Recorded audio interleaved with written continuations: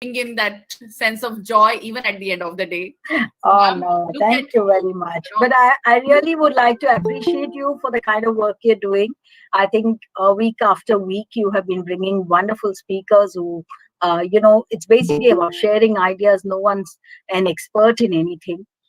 Just that it's experience that helps us count and work on experiences. And I think that's really worked well for, for all of us. amazing. And you know, ma'am, you have been one such inspiring educator I see who is not holding any bars. And she is there everywhere to benefit teachers, educators. Hats off to you, ma'am. My pronouns to you. Thank You are you. an inspiration to people like me. Thank you. There is so much that we learn from ma'am every single day. Thank And during the lockdown itself, I have learned so much from ma'am because she is just spreading her wisdom, sharing her wisdom so open-heartedly, so lovingly. Ma'am, thank thank you you. so much for that. Thank you very much. Thank you. You know, our friends at RRIS and all those who have joined us from various schools, it's a pleasure to have you all here, and especially for such an interesting talk by none other than Revathi Srinivasan. I would like to introduce ma'am to all of you. I'm sure this name is not new to you, but I won't miss this opportunity of letting you all know what ma'am is all about. I'm sure my words would not be able to cover all that, but I still would try to do that. Ms Revathi Srinivasan, the director of Singhania Schools. Ma'am is a visionary educationist leading the premier Singhania Schools in the country, a leader with a penchant for innovations in pedagogy, technology, and inclusive education. She has played a pivotal role in helping many less privileged rural and Adivasi schools in Maharashtra receive a quality education. Her penchant for technology drove her to create educational apps for her students. Ma'am is a connoisseur of fine arts and sports, and she follows them passionately. Friends, I truly believe in what I have said to you in her introduction. I have seen how ma'am is always open for collaboration, always open to support and guide. And when it comes to learning new technology, bringing in new innovations, she has definitely been in the forefront. I have seen ma'am in action for the last 5 to 6 years. I didn't get an opportunity to meet her before that. And I have just been so inspired. Today, we have ma'am here for an exciting discussion. This is something which is close to our hearts because we deal with children and we know that every child is different. We know every child comes with a different background, especially when you see the cultures they come from at home, in their locality, wherever they come from, there is a vast difference. And every child is like that single thread, which is different from each other. Very beautiful, but different. Our job is to weave a beautiful pattern, a beautiful tapestry using those threads, tying the ends properly, weaving them beautifully together so that it becomes a proper, complete, attractive fabric which has a great meaning by itself. So, what do we do to weave a tapestry of cultures in the schools? And what is the essence of school culture? How do we make this? How do we bring in that consciousness and transformation? What actions are needed? And how can we create a whole new masterpiece in education? Ma'am, this is very interesting. I would not take any more time and I would now request ma'am to take over this virtual platform. Over to you, ma'am. Thank you. Thank you very much. And it's a very good evening to all of you. Monday evening, almost at the end of the day, I can see so many teachers there. And I'm sure that you have been teaching this all the morning through and you must be tired. I chose this topic for two reasons. One, I think all the time that we are keeping on talking about the role of teachers, I now see a role that is a notch higher than the roles that we played. So I wish to thank RRIS for giving me this opportunity, Jaya for giving me this opportunity for speaking to you on a topic that I really believe in, more so with the lockdown and the 1 year of unschooling, if I can call it, um, because we were learning, children were learning, but they didn't school. That's the difference.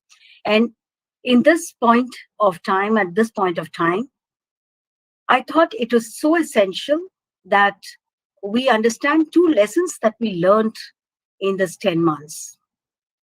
The primary lesson being that you can't be an island by yourself. Even if you're the best, even if you have got the best of the practices in your school, you have the best of the infrastructure in your school, but people around you are not doing too well, you don't grow. Very timely an example is the fact that this pandemic hit us.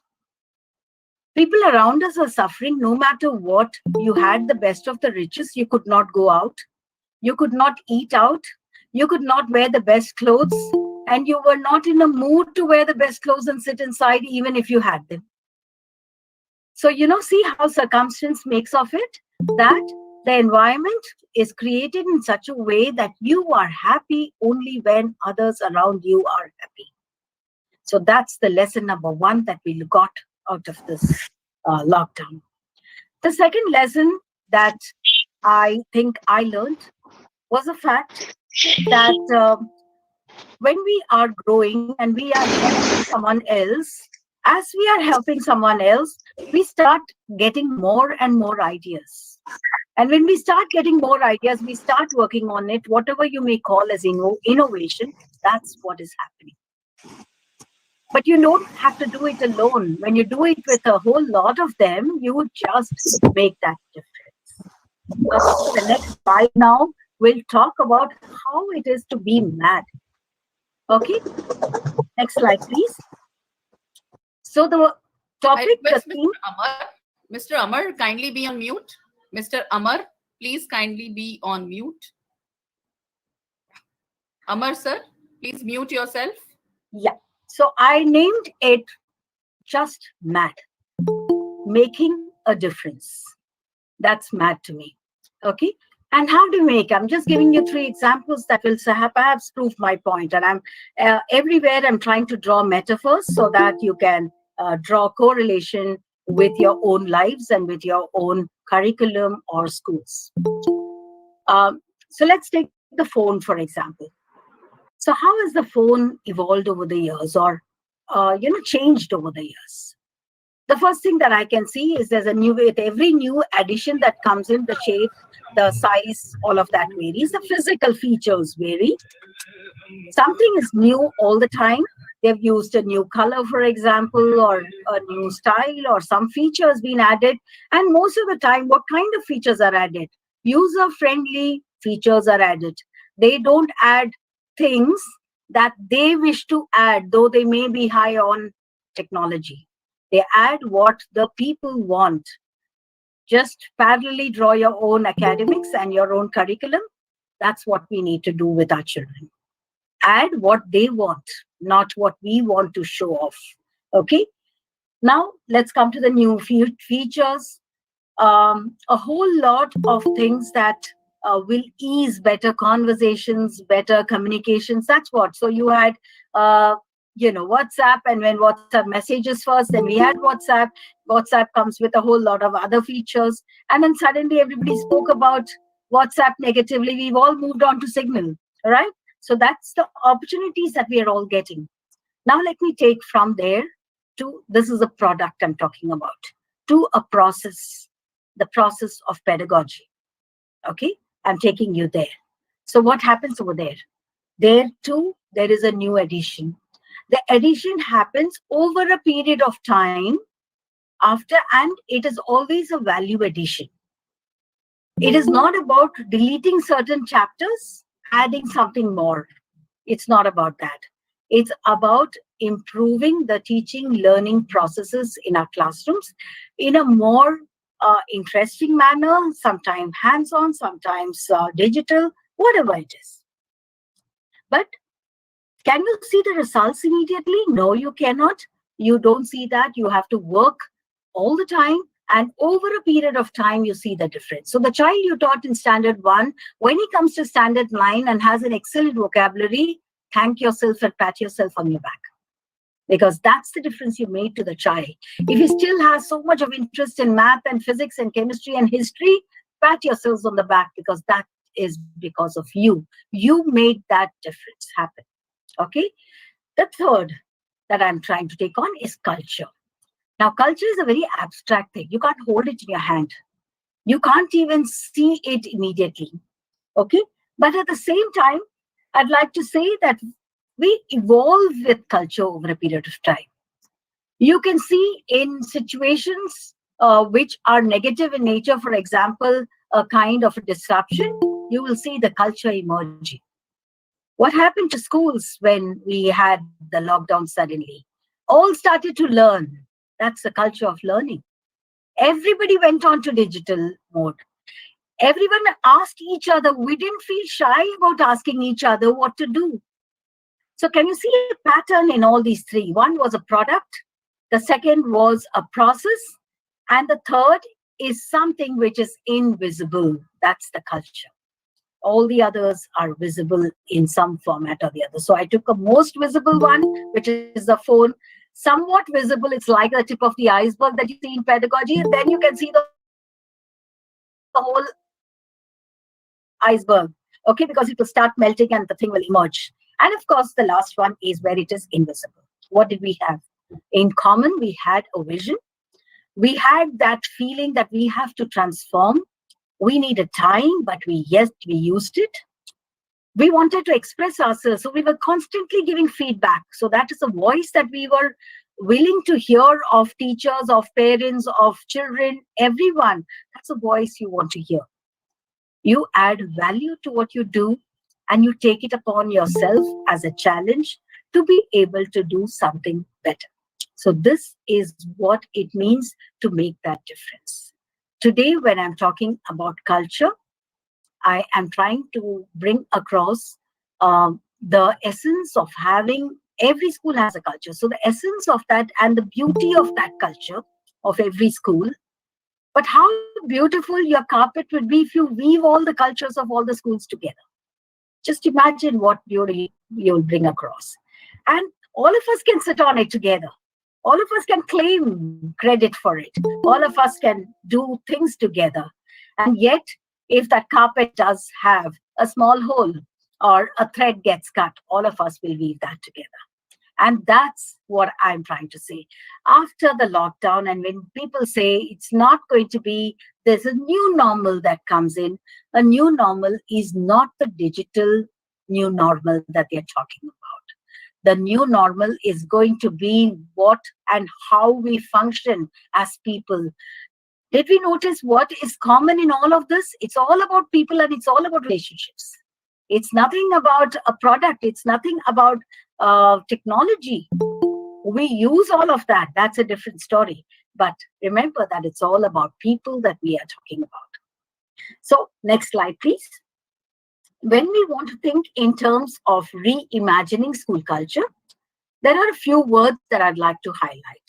The first one is transforming school culture. That's if we have to reimagine, because all of us have a school culture, what are we going to reimagine? So for all those who feel, what's culture all about? Culture is some shared beliefs, some shared vision that we all have, shared artifacts, shared mores, all of that will form your culture. So if you're doing something because the head of the school or the management wants you to do, that's not culture. That's what I'm trying to say. That's an instruction being followed. Culture has to come from deep within. So transforming school culture is very important. And for that, one has to understand the deeper meaning and features of all this that comprises the school culture. We have to bring in together steps so that we try to bring about changes in the hearts, minds, and souls of people. which comes to the fact that we have to transform people by the way of their attitudes, transform people by the way of the behavior, transform people by the way of making them believe in themselves. So that's where our main work will begin. It is about challenging assumptions. How often do we believe that a school which is very large, a school that may be called international, a school that may be, having all infrastructure is the best school in town? Not necessarily.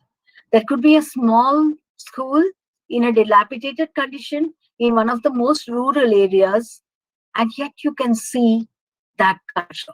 I'll give you a small example, and I'm sure that your principal will agree with me. I think Dr. Parekh knows about this. We are working on some rural schools, trying to raise the quality, and we were doing selection of principals and teachers. And one of the things that I noticed was that every principal of every school of the villages were asked to make a presentation to us, telling them why they should get converted into an international school and why should they work towards an international curriculum. So the presentations were made by the headmasters and headmistresses. Most of the presentations were in Marathi itself. Yet, I must tell you that the most brilliant ideas came from there. Apart from that, there was something which was very, very interesting. That was when we were talking in terms of funds, and the government officials sitting with us told them that you're not going to get funds from us. The whole village stood there. They had all come to back the principal. And the village panchayat, the sarpanch, stood up and he said, Madam, paisa ka fikr mat karo. Mere paas land hai, I will give apna zameen dunga school ke liye. Immediately, another person who owns a small shop over there and is a very good farmer, so he has got a lot of agricultural land, he said, I will be able to give the midday meal scheme. Another person said, I will get all the technology that can be done. And all with nothing in return. Nothing expected. So what does that go to show?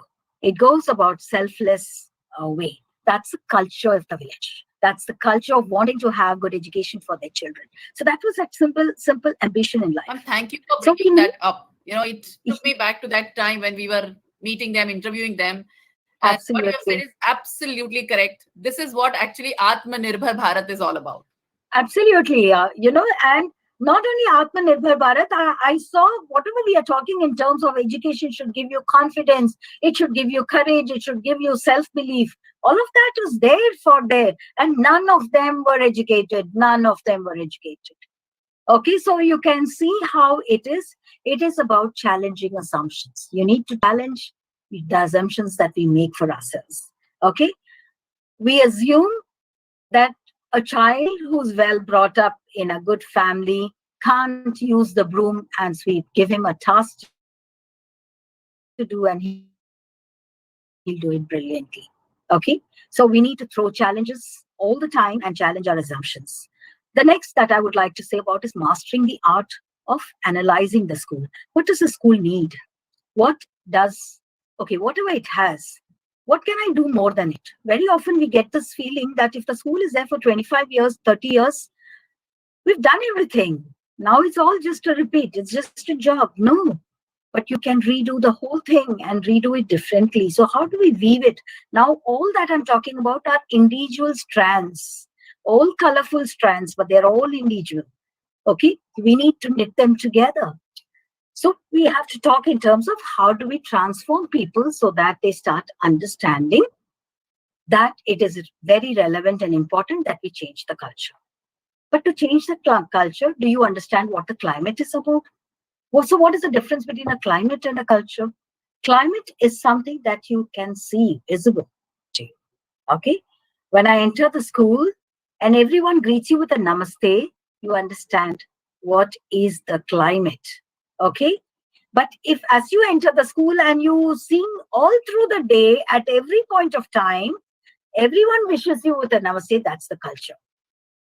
Understand? So when you enter, what you see is that is what. But climate is very easy to change. Culture, you cannot change. Okay, if it is, for example, you want to, the culture is about only scoring marks. If a program offers me more marks, I'll do it. That's a culture, sorry to say, but setting in. Okay, it's very easy, very difficult to change that, because it's a mindset that needs to be changed. It's an attitude that needs to be changed. So one has to be very, very careful about setting the right culture. So understanding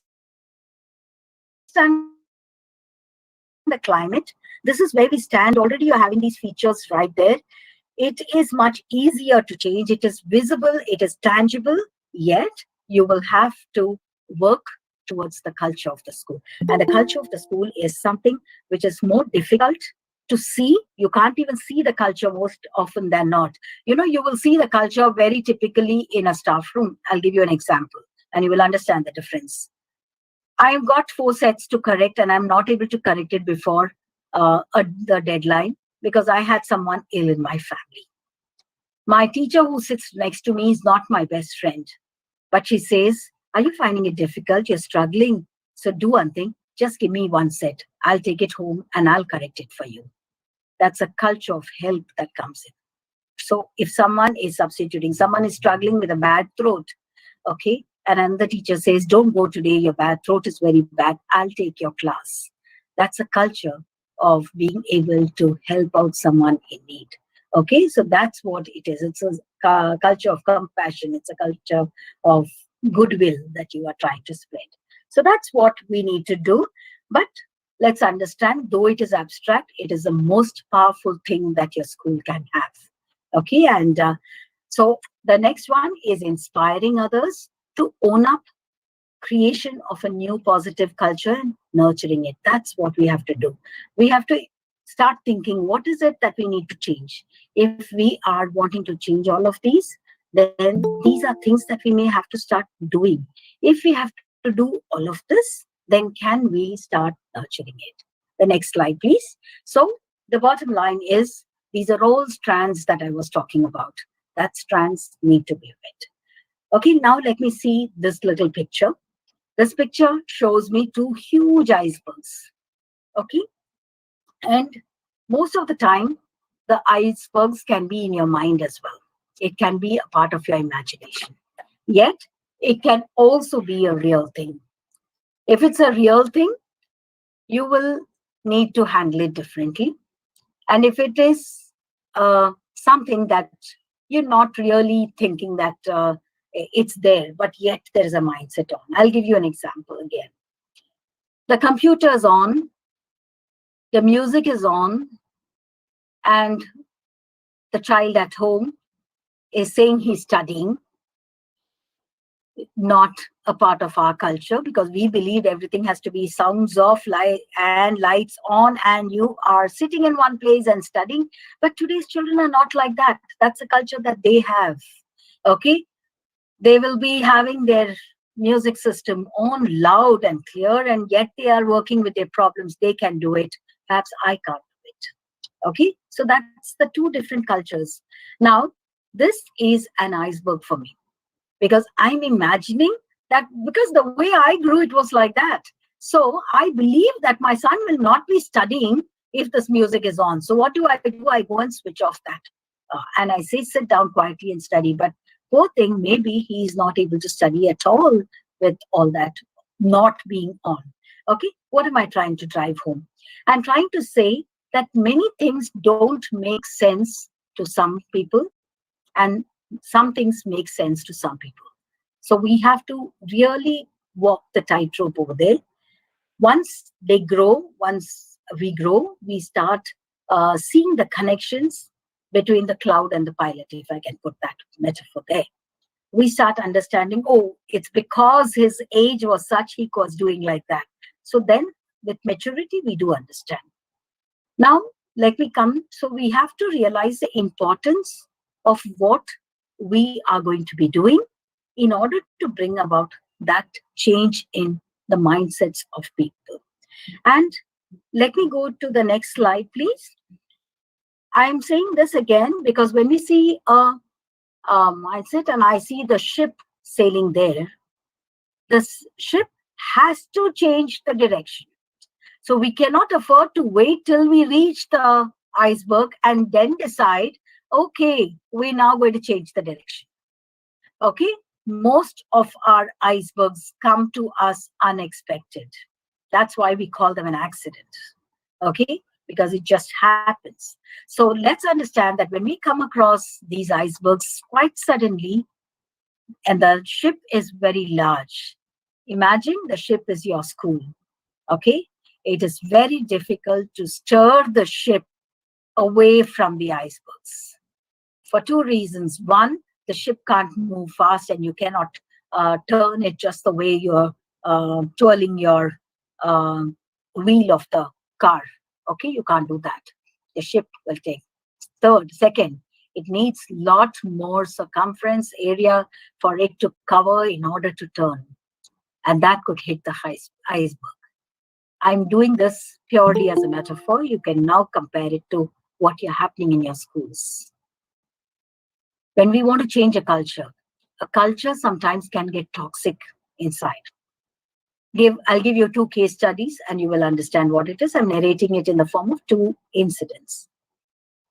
There's a new teacher who comes to the school.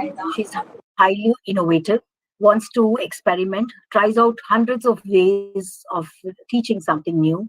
The others who have been following the beaten track for a very long time can't accept that. They don't want that because they believe that they already have about 30 years of experience. And who is this new little chick who's trying to be something? Okay. So here is a big ship that can't stir because there are icebergs, mental blocks in front of them. And that's that little boat that has come in, and the boat can easily sail away, right? So which one do you think will turn faster when there is a storm that comes? The boat. Okay. The boat has also the likelihood that when the storm comes in, it can sink, all right? Because it can go turtle. But if the sailor is sharp, the sailor is good, he will manage to come out safe. I'm giving this example to tell you what a toxic culture is. When you don't allow others to grow, that's toxic culture. When you think someone else's ideas, oh, it's already tested and done many times. We know it all. You go to a workshop and you come back saying there was nothing new I learned. That's the first lesson that you can understand that there is some kind of toxicity inside ourselves. So let's just remember that we have to keep our minds open. Okay, and I'm giving a very good example. The second example I would like to give is that about maybe a school child.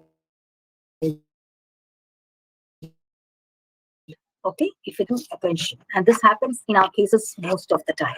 Okay, so if you feel he is constantly disturbing, what do you do? You start giving things that will nurture you through different challenges. Okay, engaged learner.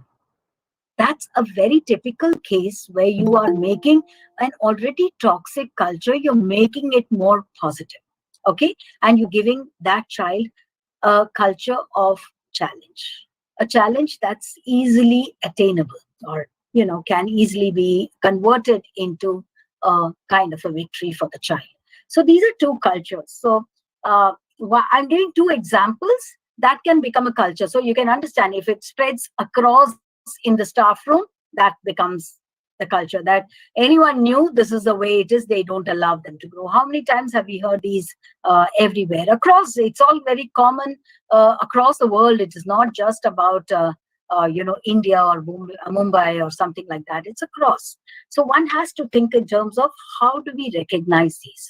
So how do you create a newer culture? For example, if I can say, have some fun announcements being made. Okay, suddenly. So then that helps. Get people to relax. Okay, do some kind of an exercise. I'll share one of the exercises I did.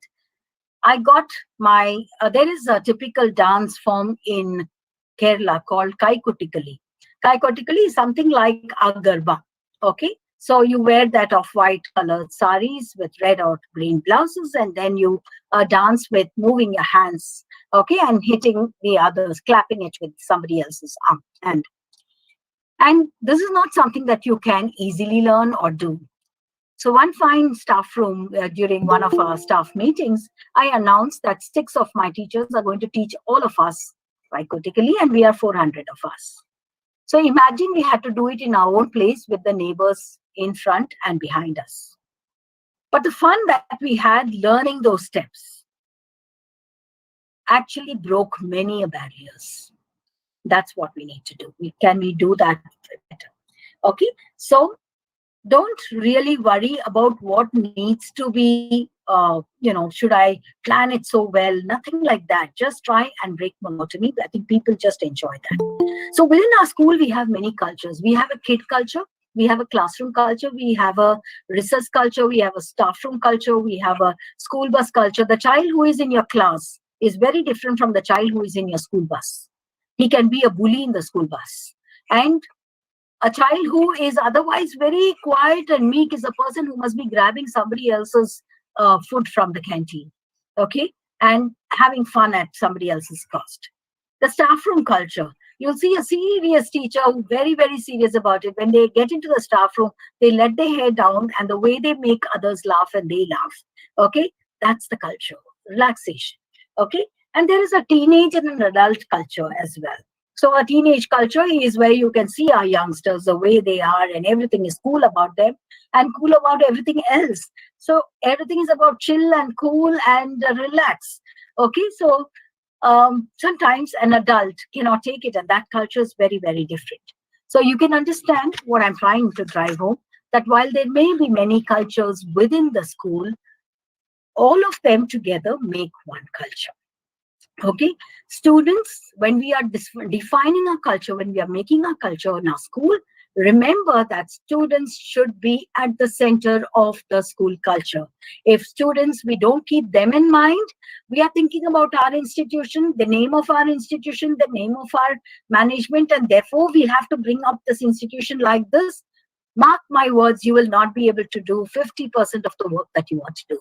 However, if you keep children in front of you and say that let's do this so that our children will be the best like this, or they'll be able to present themselves like this, every teacher will come forward to do this. Okay, so we've been doing this for 40, 50 years. So let us just continue to do that. Will not be something that's going to be accepted in the new normal, if I want to use that word. Okay, so we all have learned that everything will be in its place, definitely. However, it is very, very important for all of us to think and also problem solve.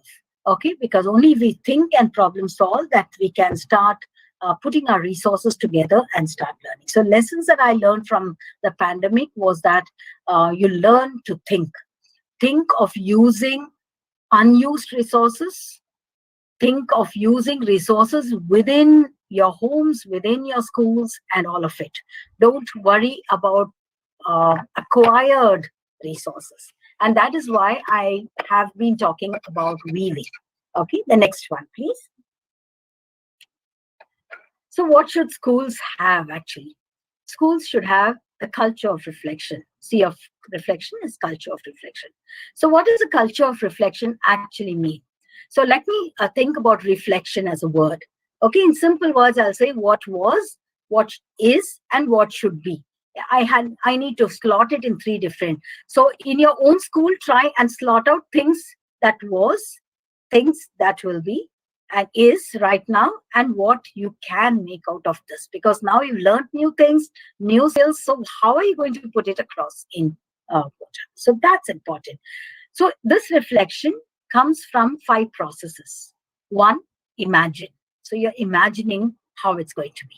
The second is being able to relate to something new, okay, and saying that perhaps this is going to work so well. And the third is being able to critique it well. So critique is very important because you should be able to see the good and the bad side, which means if I'm giving an idea, it can be critiqued by everybody. And can I accept that that criticism. I won't say it's criticism, it's more about being critic. QUE, that's the spelling. Okay, so you need to be able to accept this pluses and minuses of everything.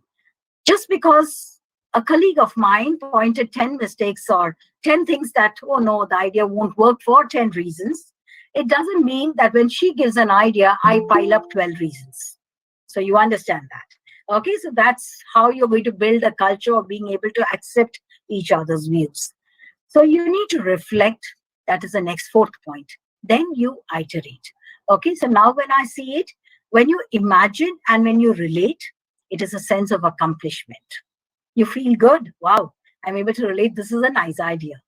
When I critic and when I reflect, you are inspired to try it out. Okay, and when I iterate, I am able to put that into reality. Because I've already dissected the whole thing, I can see the reality. So all of these will facilitate a new culture, will create a new input. Now let me come to the culture of self-organized learning. This is the best time.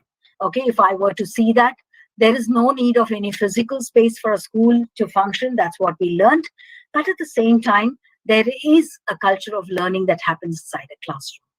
Can we recreate that everywhere we go? That means children are able to think aloud, children are able to express, teachers are able to express. It's not only about leaders being able to express, but everybody else. Okay, can we try and build cross connections, which means talk to other schools, our students talk to other schools, and children being children will talk, oh, oh, you are having this, we don't have it. It's all right if they say that. It's like two homes. My home doesn't have this. I don't have ACs in my room house. Oh, you have AC in your room? Wow. It's nice to say that. Okay, so what I'm trying to drive home is that learning is not only with academics. Learning is beyond that. It's all about organizing your own learning. Okay, that world can be like this too. So you have to question beliefs. You have to question assumptions. We can't go. We must have the thirst for knowing something new. And that thirst, it comes from a sense of inferiority. Sometimes when you're in a group, you should feel, my God, I'm not able to contribute to this talk because I don't know much about it. I'm not talking about inferiority complex. It's very different. Okay, but inferiority. So I get that in something, that innate nature of me tells me, come on, I must go home and take. If I have the courage, I'll go and tell the person who's talking, can you tell me something more? Actually, I don't know about this. That requires courage. And that's the person, that's the culture that you must have in your school. And I think that feeling of inadequacy will lead to great innovations in your school. Okay, so if we start believing that I have arrived, I know everything, I can do it, there's just nothing more that can happen. So there has to be a sense of a culture of mindfulness, of social emotional learning. Are we able to gel with each other? I gave examples earlier also. How are we able to show empathy? How are we able to show personal care? How are we looking after the well-being? Now, for example, well, everybody has been saying that children have been resilient, and I agree with it 500% resilient showing. I would like to say all our teachers are edu warriors. They have shown resilience par excellence. They have shown courage par excellence. They have shown the ability to prove that I don't need anything, even if it's my phone, I can sit there. It doesn't matter if I live in a one-room tenement, I will still conduct my classes. We know of teachers who have gone to nearby police stations or temples so that because they don't have internet connectivity. Kudos to them. They are edu warriors. They are the people we have to salute. So all of that is about purposeful engagement. Okay, and that is very important. Mindfulness is not about bloating with richness. It is about being able to be minimal, yet be happy with it. Okay, peace with it. It is the function or the culture of inclusion that we have, which is socio-economic, urban, rural,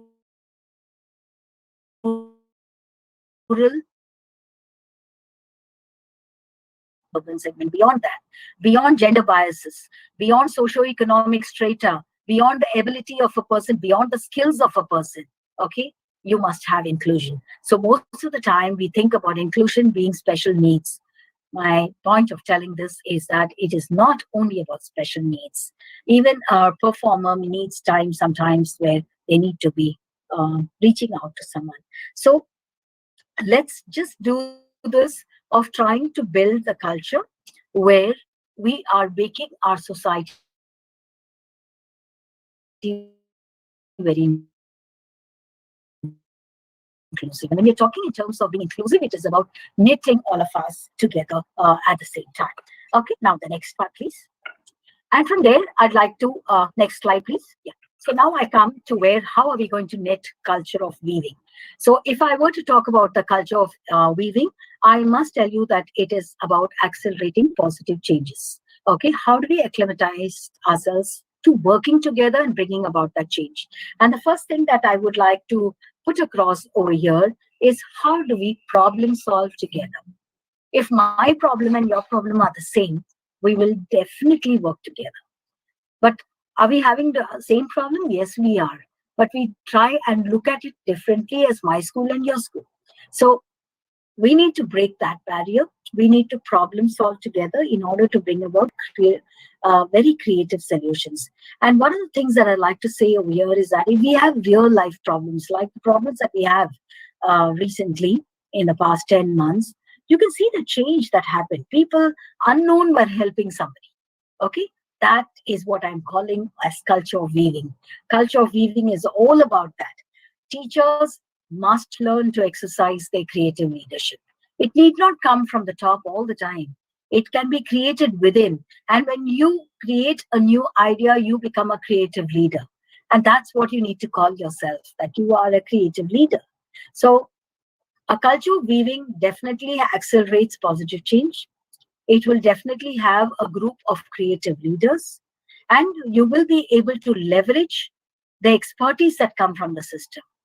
Often we employ or take the help of a consultant to do something. In fact, we have so many consultants within our organization. Each teacher is a consultant, and that's the reason why we need to do. So we are moving from something when we don't know something, you are trying to get to know something from someone within the organization.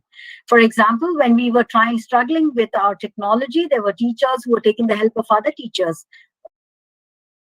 who in turn helped them. We watched so many webinars where we were getting equipped. Even teachers watched other teachers making presentations, teachers from other schools. That's all it is. Okay. So, for example, for me, an idea of weaving would be building a playground. My school doesn't have a playground. Your school doesn't have a playground. Can we think about how can we solve this problem by having a playground in the common so that we both the schools can use it? And if our resources, and if we can bind 3-4 more schools, our costs are going to come to 1/5 or 1/6. Can we do that? In fact, when I was thinking about all of this is when I realized that, NEP talks about complexes, educational complexes. It's all about that. It's weaving. That's the example of weaving that I'm talking about. So emerging from the authentic and relevant problem solving is very important. When I gave this example of building a new playground or developing a tutoring program for the ones who are not able to do very academically well. And if there is one amongst 5 schools, we share some teachers who will do this remedial program, if I can talk about it, then what are you doing? You're expanding your leadership. You're expanding your leadership to the extent that you're involving more teachers in your programs. When you're involving more teachers in your program, you are coming to the core tenet of what collaboration is all about. And the core tenet of collaboration is actually equality. So you're making everybody equal on a plane. So if you see a school system, it's all very hierarchical, especially like an Eiffel Tower structure. So you will be able to get the very clear meaning of what weaving is if you actually understand what weaving in textiles itself is, So if I were to see all of this, you are focusing on the outcomes. You will create more opportunities for teachers at work. You will start handling, when you are having a common problem, everybody will think of the first question that comes to their mind would be, um, what is in store for me? Okay, or what do I get out of this if I do this? But if I have 10 others from 10 different places all coming together, you will have fun. You will meet people, like-minded people. You have a definite goal in front of you, and you will find an outcome. You will find a solution to that. That is what you need. So which means you will start creating meaningful opportunities for yourself at work, and you will focus on clear outcomes. So your culture, while your own school will have its own motto, will have its own vision, it'll have its own mission, all of that. At the same time, when you hear from all the other teachers from different schools having their own missions and missions, you will understand there is one streak of a line that goes, which is common for all of us. There's one strand that knits everybody together. Okay, if I were to just go back to the world of weaving, okay, that's what it is. If you see what weaving is, there may be two sets of distinct sets of various color yarns or threads or whatever you may call it, and they are all set in right angles. Okay, so they move in right angles to form the tapestry. So the one that is in longitudinal is called the warp. Okay, and the one that is lateral, that's horizontal, that's called the weft. So the method of weaving is where the threads will all fall in line in right angles in order to form a pattern.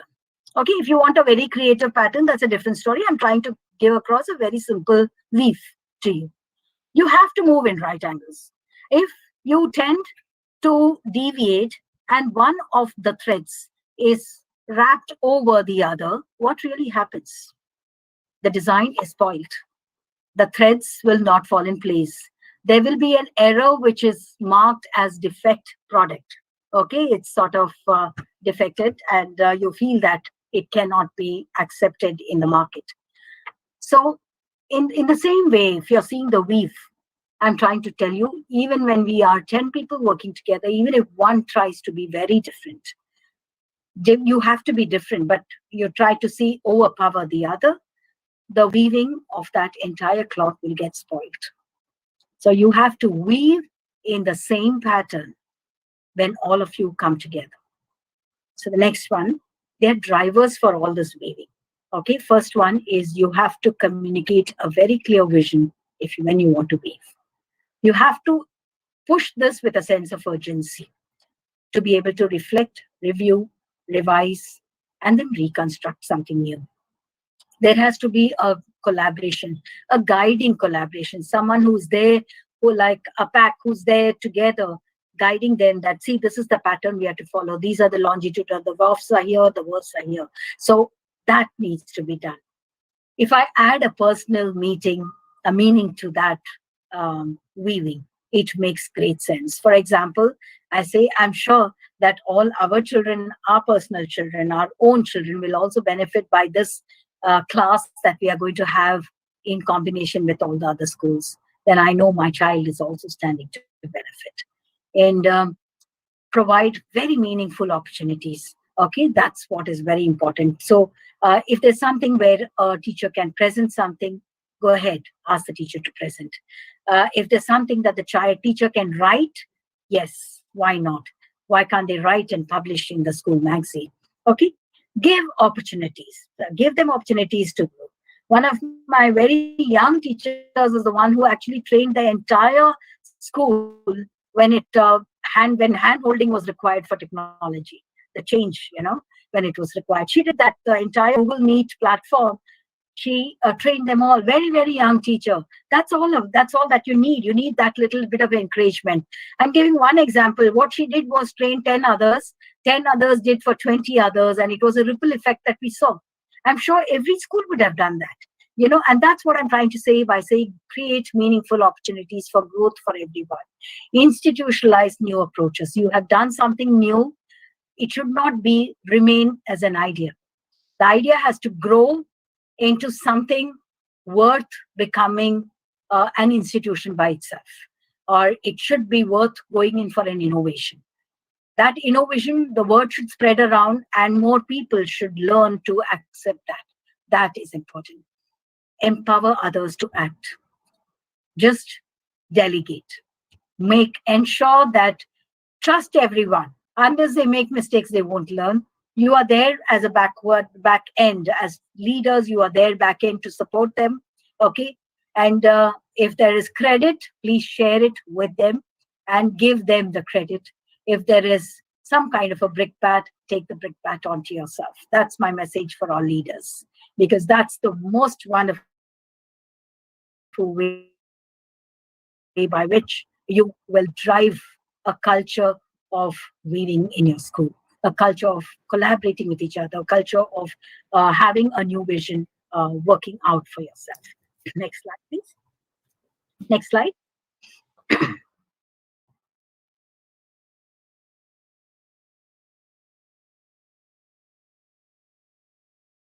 Sorry. When do I start? I must start right now. I have to start with myself. It is also important that I must start when the new year starts. I must start all that I want to do. I must get it done.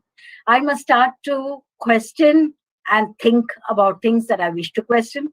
Okay, and I must work independently without or with the leadership support, which means it doesn't mean you go diagonally opposite. Please, that's not the message I'm giving. I'm trying to tell you that if you have an idea, work on that idea independently, then go back and share it with your leader and school leader and tell them that this is an idea I would like to try it out in class. Is it okay?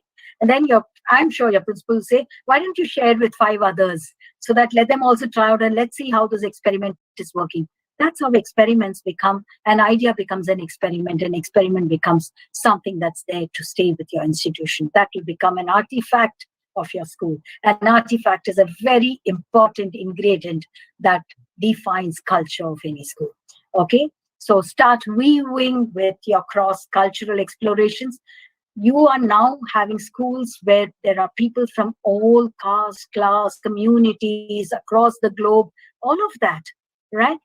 So everyone's culture is also an actual culture that I'm talking about in terms of our families, okay, are all different. We all come from different backgrounds as well. Bringing all of that, sharing that also is a wonderful way of bringing about global citizenry. So that's what we have to aim at. And when we are talking about, I didn't talk about curriculum very deliberately today, because I was thinking that if culture is there, and if we have created those 4 or 5 cultures that I mentioned, we have created a culture of learning. We have made a culture of knowledge in our own schools and outside. So that's what you need. The last slide, please. So where do I start from? So there is this famous song from The Sound of Music. Let's start at the very beginning, and it's the best way to start. And when we start with ABC, and so I start with ABC. A is your attitudes. Okay, and what kind of attitudes? I want to say with the C, I will put it as cultivate good attitudes. And I do B. B is your behavior. And what do? I will use one of the letters from there, and I will use the word, can I use it with A? Activate good behavior or adapt good behavior. Okay. And C is your capacities. I'll do it with B, build capacities. So it is important to cultivate attitudes, alter bad behavior, and adapt good behavior. C is cultivate your capacities. If you do that, next slide, please.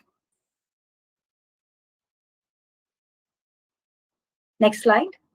You weave a beautiful tapestry. You have all the colors. You have all the patterns. You have all the designs that you wished. Okay? And you have done it the way you wish to. And it has not been done by one person. This is a typical Rajasthani tapestry. It's done by many people sitting in all 4 sides, trying to weave them in. They follow the complete actual world of weaving that we are talking about. But more than anything else, they're teaching us lessons of life, lessons of leadership, lessons of living. And that makes life more interesting. So all that when we talk about culture, it is about what we want to create in our schools, what we want to create within our communities, because what is going to remain with us, I want teachers to know that, is going to be one educational ecospace. And that educational ecospace should have just one culture. That culture should have many subcultures and as many millions of subcultures. But the subcultures cannot be cannot be opposite the other. It has to be in tangent with others. Because only then can you weave a tapestry such as this to make it so beautiful. Thank you very much. That's been so wonderful, ma'am.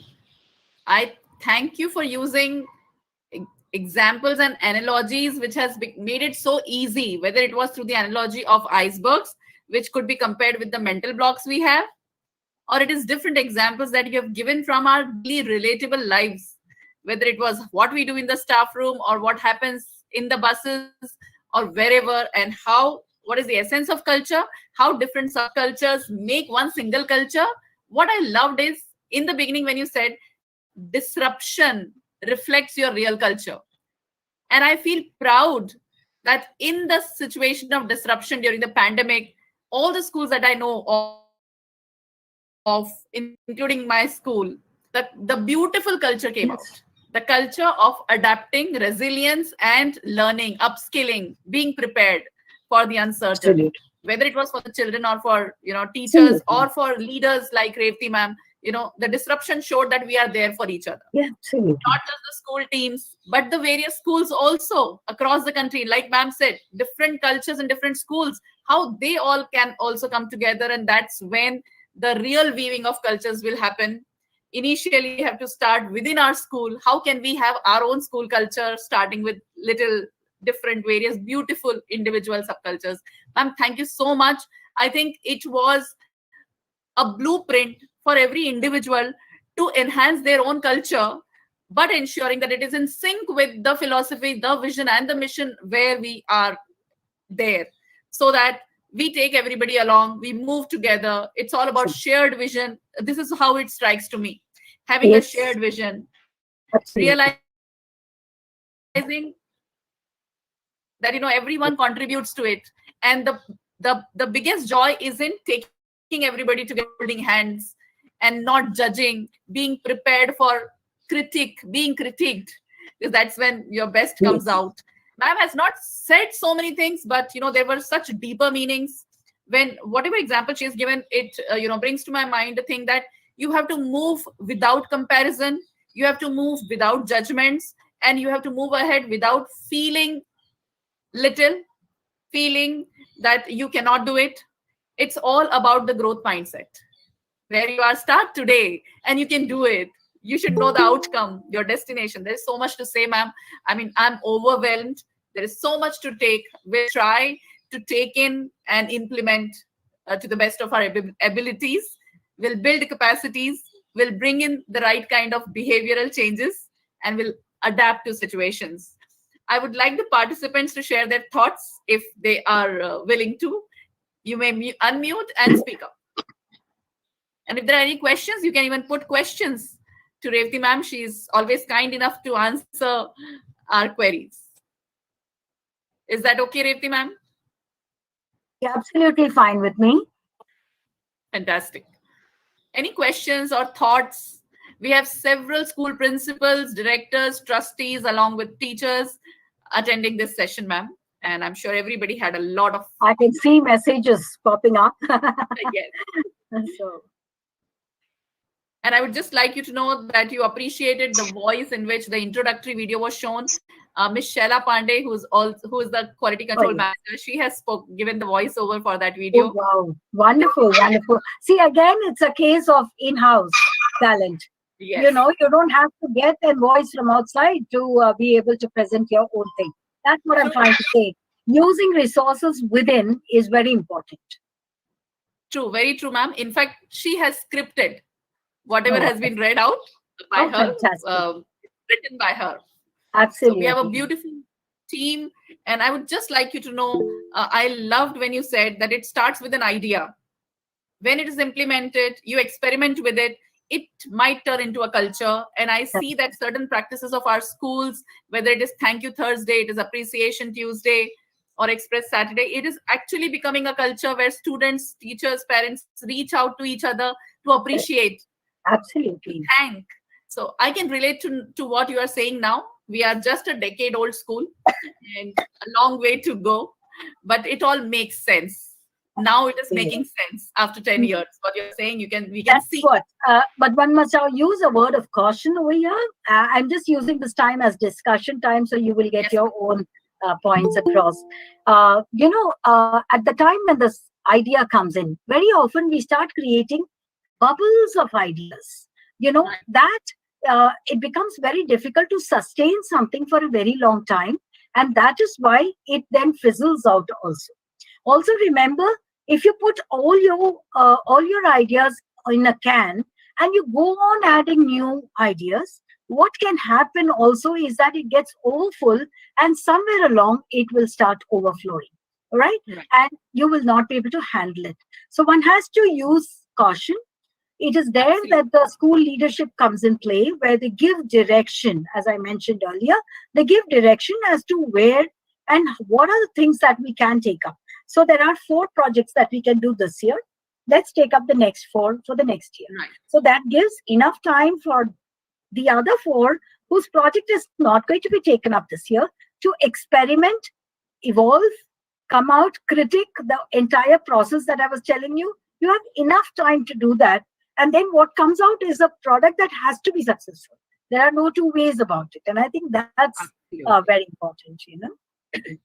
So what I understand is measured enthusiasm Absolutely. and not moving ahead of time for your school. Everything Yes, would take its own time. So yes, planning it patiently, trying it out, also then critiquing it, learning from it, and then moving ahead. Thank you so very much, ma'am. yeah, So our vice principal says it has to be controlled. I yes. totally agree with her. Unless and until you monitor and control, you won't get the direction for the next step. Absolutely, absolutely. In fact, So I would like to say that culture comes even before curriculum, because how do I deal with the curriculum? The mindset changes completely, and it will change the manner in which I'm going to deliver my curriculum. right. That's again why I think the culture there. So if it's a job, it sort of forms in my opinion. I start forming this opinion that this is my job and this is what I need to be doing. My delivery of the curriculum cannot be effective enough. So Absolutely. that's the where our mindsets have to change again. I agree with you, ma'am. Before the skills as a teacher, it's the attitude as a teacher, as a colleague, as an employee, as a friend that first plays a role. And Correct. keeping students at the center of everything. That Absolutely. that's something we should never forget. We have True, got true. wonderful remarks, ma'am. Yeah, I'm People just are reading them. thanking you. I Yeah. mean, But I thank you must is thank you very much, because I think I enjoy talking. I just spoke as if I was talking to my own teachers. That's about it. And I try to bring examples because that will connect with people rather than talking in terms of the weaving of the culture as such. But more than I didn't feel it was collaboration. I was felt it was more than that, because yes, collaboration need not give you a final carpet, but the weaving will give. And wow, every strand matters in a weaving. Every little strand. There is one error you can make out that this is a wrong thing, or something has come out. We don't buy a sari or a shawl which has got a strand in its wrong position. Okay. Whereas, otherwise I feel that is more powerful a word to me. And I thought this would be more effective. it was fantabulous, ma'am. Weaving of cultures and making this beautiful tapestry. I think it's possible for us now if we keep a focus on the essence that ma'am has told us, what is to be kept in the focus, and then how to move towards it. And this is everybody together who works it out. I would like our participants to know ma'am was not keeping well, and she has been continuously delivering talks. She was on another platform yesterday, and every day I see her somewhere or the other spreading this knowledge across. Ma'am, thank you so very much. No one can make out from your passion and enthusiasm that you are not well. I think that's what keeps you going. I think that drives me most of the time. So all best wishes and love to you, gratitude to you, ma'am. Thank you so much. Speaking your blessings today and always. Thank you. All the very best to you, and keep your enthusiasm going. It's wonderful. And it was wonderful being here and sharing my ideas with all of you. Thank you, participants, for your patient hearing, and I hope you carry a message or two back. Thanks. Thank you so much. Thanks to all the participants to you. See you next week at 46 Aadharshila Talks at RRIS. Thanks to Aadharshilas like Revathi ma'am has given us the wind beneath our wings. Thank you very much for making it possible. Thank you so much. Thank you. Bye. Bye-bye.